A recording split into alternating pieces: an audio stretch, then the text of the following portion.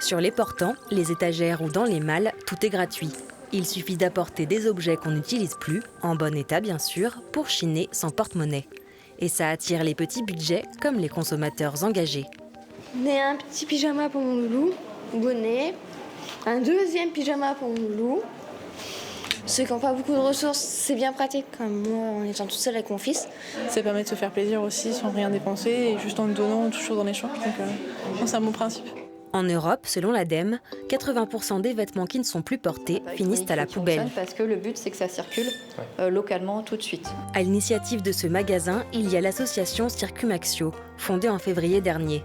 Sa mission, lutter contre le gaspillage et valoriser l'économie circulaire et le recyclage. L'idée, c'est de sensibiliser les gens au fait que le neuf, ça consomme beaucoup d'énergie, beaucoup de ressources, ça crée beaucoup de pollution, alors que le réemploi direct, qui est le cœur de ce qu'on fait ici sur le projet Free Shop, ça va engendrer aucune de ces externalités.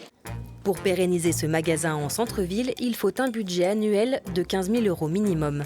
L'association compte atteindre cet objectif grâce à un système d'adhésion de 30 à 60 € par an. Alors cette boutique éphémère, portée par un appel à projet de la ville de Poitiers, c'est un bon moyen de tester la clientèle.